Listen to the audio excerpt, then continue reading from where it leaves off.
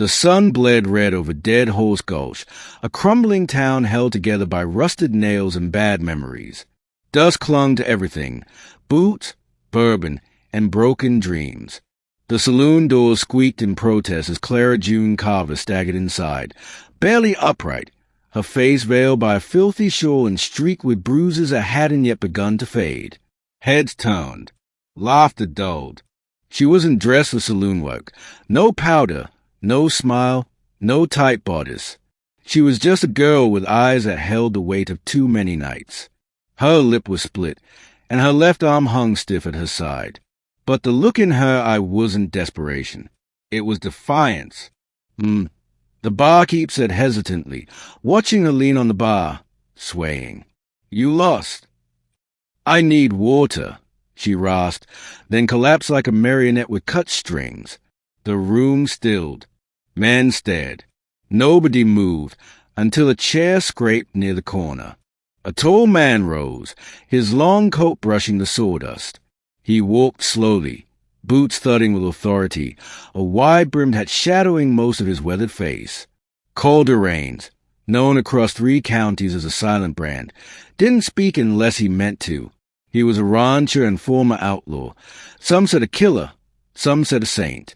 But the minute Clara fainted, he caught her before she hit the floor, cradling her gently in arms used to breaking wild stallions. As murmurs rippled through the room, he knelt and whispered just 3 words that no one had ever heard him say to a soul. "I got you now." Chapter 2. A Bed of Silence. Clara woke on coarse cotton sheets in a simple room that smelled of leather and pine. A fire crackled. Her bruises screamed with every movement, but someone had cleaned them, gently. Her dress was gone, replaced by a borrowed shirt and trousers. She blinked against the light and tried to rise. Calder's voice, low and steady, stopped her. "Don't!" She turned her head. He sat beside her, rolling a cigarette between calloused fingers, eyes the color of stormy sky watching her without judgment. "You brought me here." A nod. "Why?" Another pause. Then, "You needed saving." Her voice cracked. "Ain't nobody ever said that before." He didn't answer, just lit the cigarette and let her rest. Chapter 3. The Rancher Shadows. Over the next few days, Clara moved slowly, healing under Calder's quiet care. She learned that he lived alone on the 3 Pines Ranch, miles from town, working cattle and fixing fences with no one but a blue-heeler dog named Whiskey for company. He didn't ask questions, and she didn't offer stories, but silence as a way of speaking. One morning, she stood barefoot in the chicken yard, watching the sunrise when he walked up beside her. "Who hurt you?" Her jaw clenched. "My stepbrother. Thought I was his property after Pa died. Didn't like me saying no." Calder's face darkened like thunderclouds rolling in. "He looking for you." She nodded. "But I ain't going back." Calder simply said, "Then he won't find you here." Chapter 4. Fire in the Fields. A week later, trouble rode in on 3 black horses. Clara saw them first, riders with cruel eyes and iron spurs. Her heart seized as she recognized the lead man, Brant Carver, her stepbrother, with a rifle slung over one shoulder and vengeance dripping from his make. Calder stepped off the porch, hand resting casually on his sidearm. "Hand her over." "Raines," Brant called. "Ain't your business." Calder didn't blink. "She's not yours." Brant sneered. "You think you can keep her? Ain't no law out here to protect her. She's mine by blood and inheritance." Calder tilted his head. "You think I need the law?" The stillness between them thickened. Clara stepped out, trembling but furious. "I'd rather die than go back." Brant's smile faded. "So be it." He reached for his gun, but Calder was faster. 3 shots rang out. The men fell. Brant clutched his shoulder, writhing in the date, groaning. Calder walked over and stared down at him. She said no. Calder said coldly, "That's the only word that matters out here." He turned his back and didn't look again. Chapter 5. A Quiet Love. After the fight, Clara avoided Calder. She felt shame, not for the past, but for the chaos she'd brought. The man had risked everything for her, and she had no way to repay him. He found her by the riverbank days later, washing linens. "I didn't mean to bring you trouble," she whispered. "You didn't." "I should go." "No." She looked up. "Why not?" He hesitated, then finally said what had burned on his tongue for days.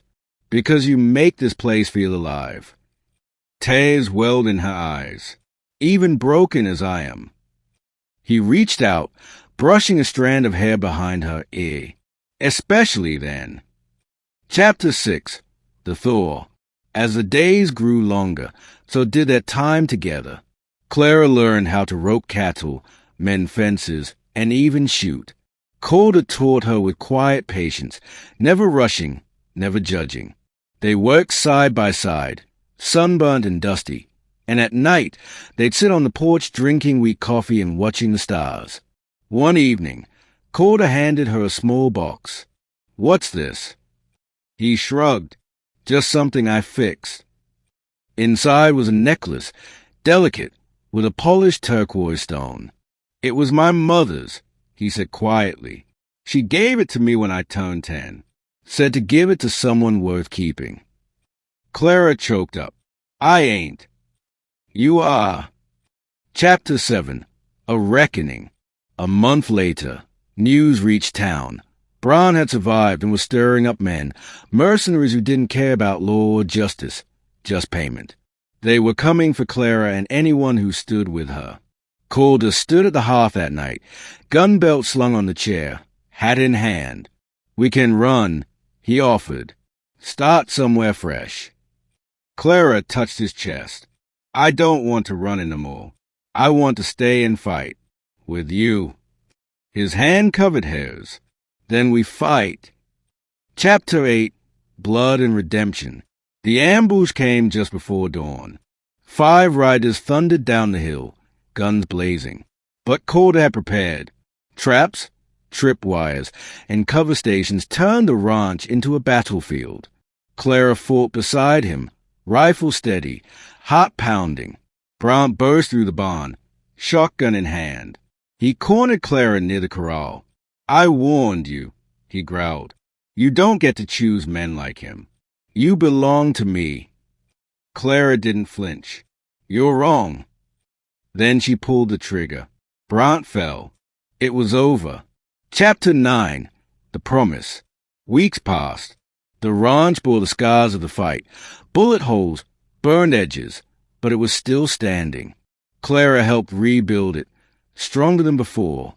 One warm morning, Calder took her to the North Ridge. Wildflowers dotted the hillside, and the wind sang through the pines. He knelt, not with a ring, but with a hand open and steady. "I know you've been through hell," he said softly. "So have I. But I want to build something with you. Not perfect, just honest." Clara nodded, tears falling freely.